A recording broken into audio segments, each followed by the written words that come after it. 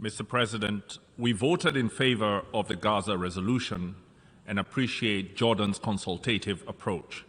The edits made to the text yesterday, acknowledging the 7th October terrorist attacks and the hostages taken by Hamas, and reaffirming the two-state solution, met our minimum expectations.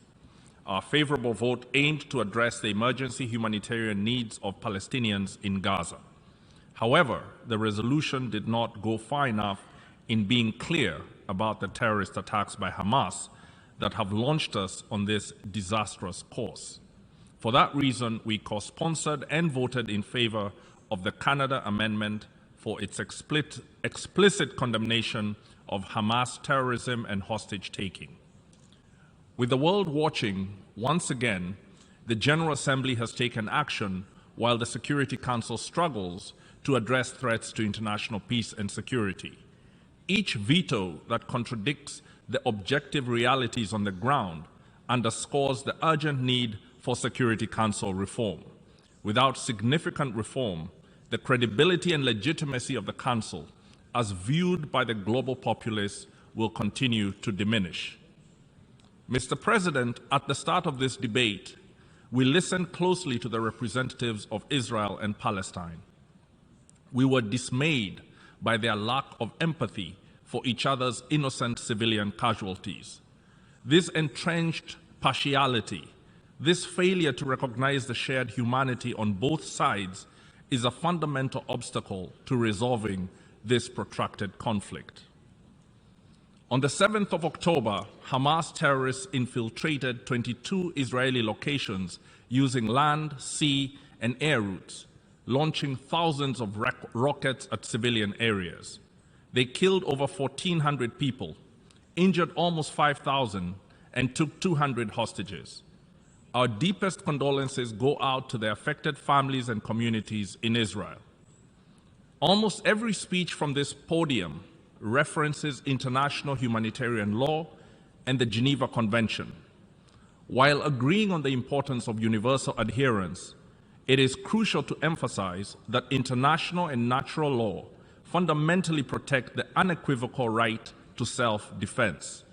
This is particularly pertinent in light of Hamas's actions on the 7th of October, which mirror its original 1988 Charter's objective of eradicating Israel and its Jewish population. The attack suggests that even the supposedly moderated 2017 Charter revision, which maintained that, and I quote, resisting the occupation with all means and methods is a legitimate right, close quote, still harbors intentions to destroy Israel and its Jewish people. The hate-fueled 7th October attack is abominable, and its underlying genocidal intent is fundamentally inhumane. It is vital for factions in Palestine, the region, and the international community to unequivocally reject such heinous strategies. Today, Kenya condemns Hamas for their attack and demands the immediate release of all hostages and the cessation of its use of civilians as human shields. Mindful of multiple Security Council resolutions, Kenya calls on all member states to intensify their efforts to suppress the financing of groups that employ terrorism. Like Israel after the 7th of October, Kenya knows the bitter aftermath of terrorist attacks only too well. We have endured the psychological torture of hearing the perpetrators attempt to justify the unjustifiable and to blame the victims who are our children, parents, and siblings. We have experienced the searing anger and yearning for justice against those who intentionally harm our loved ones.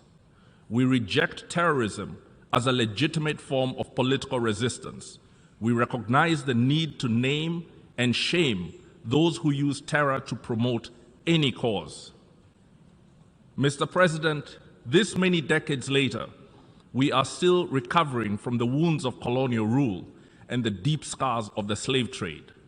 We will never forget the decades we willingly endured immense suffering, including massacres and even concentration camps, in our unyielding pursuit of independence and sovereignty. We can therefore relate to the raw feelings of anger and pain being felt by the people of Palestine for the lack of progress in negotiations to achieve the two-state solution. We also pay heed to the immense suffering of innocent Palestinian civilians. The lives of Palestinian people are as precious as those of all other peoples. Thousands of Palestinian civilians, including hundreds of children, have been killed by Israel's air barrage against Hamas. Critical civilian infrastructure is being destroyed. UN agencies on the ground are warning of a calamitous humanitarian situation in Gaza. We offer our deepest condolences to the affected families and all of Gaza and the West Bank. We also extend our condolences to the families and colleagues of humanitarian workers who have lost their lives in the line of duty, including the 38 UN staff members who have perished recently in Gaza. Kenya thanks the United Nations, the Secretary General in particular, Egypt, Jordan, and other parties for the opening of the Rafah border crossing, but it is inadequate. It is imperative that Israel and neighboring states unite to guarantee unhindered humanitarian aid and delivery of vital services at the scale needed. We call for Israel's military to take every precaution to protect civilians and critical civilian infrastructure from its military strikes. We strongly condemn Hamas's tactic of hiding weapons in civilian areas. Using human shields is abhorrent and illegal. These actions violate the fundamental values and laws upheld by the UN, highlighting the urgent need for a global resolution to the Palestinian question. Mr. President, history teaches us that the response of states to terrorism, particularly when they make use of illegal means, can unintentionally lead us to an era of escalated radicalization and violence. Much has been said about the 7th October attacks being Israel's 9/11. All of us can empathize with the desire for vengeance after the cruelties of terrorism have been visited on the innocent. Yet we must be wise enough to remember the terribly costly lessons learned from the worldwide responses to the Al-Qaeda attacks here in New York 2 decades ago. We therefore strongly urge Israel to adhere to international humanitarian law and the laws of war today so that it can maintain the legitimate opportunity to negotiate peace tomorrow.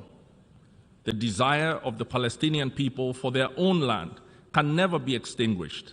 However, as long as Palestinians grow up in rage because their lives, dignity, and talents are distorted by a punishing occupation, their just cause will struggle to be led by a legitimate resistance that rejects terrorism.